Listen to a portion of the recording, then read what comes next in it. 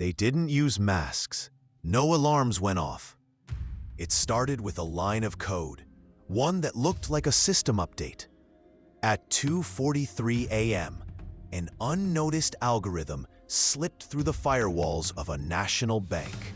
Within hours, billions in digital reserves began to move, 1 cent at a time, too small for any watchdog to notice. When analysts finally saw the pattern, it was already too late.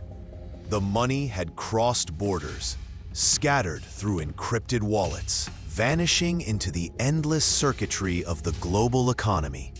No one knew who wrote the code or who ordered the heist. All they knew was that someone had robbed a nation without ever touching it. The next morning, trading screens glowed red. Currencies fell by fractions that seemed trivial until they added up to disaster. In the streets, markets slowed.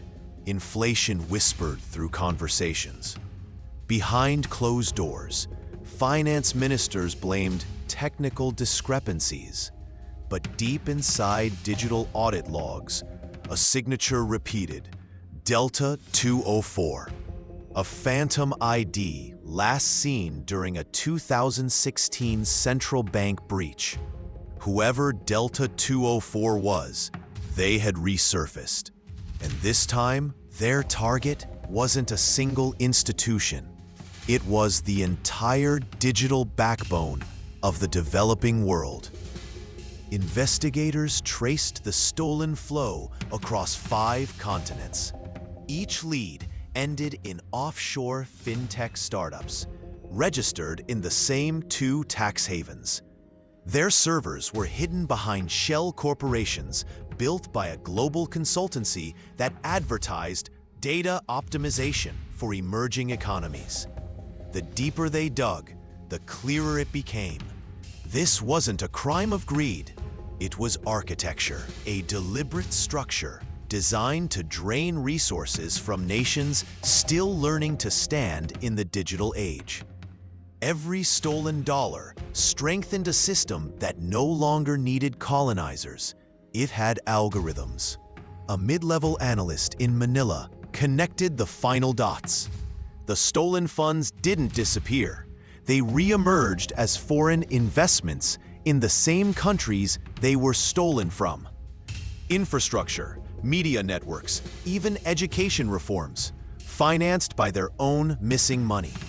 It wasn't theft. It was control. Someone was buying influence with funds taken from the people themselves. And hidden in metadata logs was one chilling tag: Project Ouroboros, a name meaning the snake that eats its own tail. The digital empire had found its symbol. A whistleblower reached out through an encrypted forum known only to cybersecurity circles. They claimed to be part of the coding team that built the payment interface used by several global South banks. Their message was brief: we didn't build a payment system, we built a siphon. They vanished minutes after posting. But the code fragment they uploaded revealed a backdoor, activated remotely from an address tied to a defense tech contractor operating under multiple aliases. The contractor was listed as inactive, terminated in 2019, yet their infrastructure still pinged alive. When investigators followed the trail, they found data centers humming in a European capital, guarded by private security. Inside, virtual machines mimicking hundreds of financial APIs. The ghost company was running a shadow economy simulator, predicting every economic ripple before the real markets moved. Then came the discovery that froze the task force. A single console displayed real-time transactions from national banks across Africa and Asia. The simulation was live. Governments realized they were fighting a war without borders. Cyber command units mobilized quietly, while public silence kept investors calm. Lines of defense shifted from soldiers to code engineers. No missiles, no smoke, just the quiet hum of quantum servers deciding the fate of currencies. For the first time in history, an entire generation's wealth could be erased with a keystroke, and the world would never see it happen. How did the attackers get in so easily? Because they were already inside. Years earlier, global consultants offered free digital infrastructure to developing nations, banking apps, payment networks, and ID systems hosted abroad. The fine print allowed remote maintenance access. That access became a weapon. The very systems meant to modernize the global South had become conduits for extraction. Digital progress built on borrowed trust. Analysts discovered a new token circulating quietly between financial nodes, a ghost currency pegged to no nation. Its value rose every time a developing country's currency fell. It was the perfect hedge, designed by the same networks executing the heist. They weren't just stealing money, they were manipulating the market to profit from the collapse they caused. Economists called it impossible, but the blockchain didn't lie. A classified memo surfaced from an intelligence agency. Project Ouroboros wasn't a hacker group.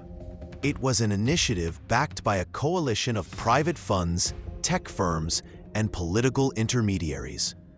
Their goal: control digital liquidity flows in the developing world. One signature on the founding charter stood out.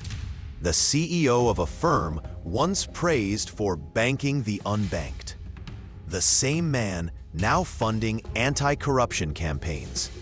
The fox had built the henhouse, and the world applauded him for it.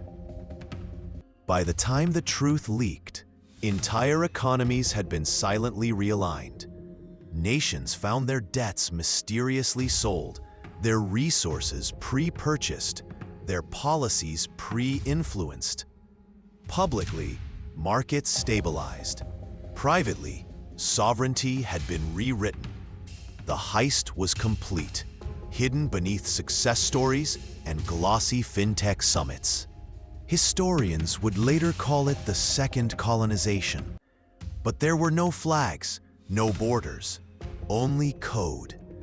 Control was executed through dashboards, not armies. Every data packet became a treaty, and every login was permission to rule. Months later, an encrypted drive surfaced on an anonymous drop site. Inside were thousands of lines of correspondence between consultants and government officials. Each email ended the same way: trust the system. The drive's metadata placed its origin within a ministry itself, proof that insiders had watched it all unfold and stayed silent. Cyber forensics uncovered a clone of the world's financial backbone, a mirror system used to test the real one. Except this mirror could process live data. It was a shadow ledger, capable of altering records before they reached central archives. Reality itself was editable, hidden beneath cloud storage centers in neutral territories. Petabytes of financial behavior data were stored, harvested from millions of daily transactions. This information wasn't sold. It was traded for influence. The age of gold had ended. Data had taken its throne. With enough data, prediction became control.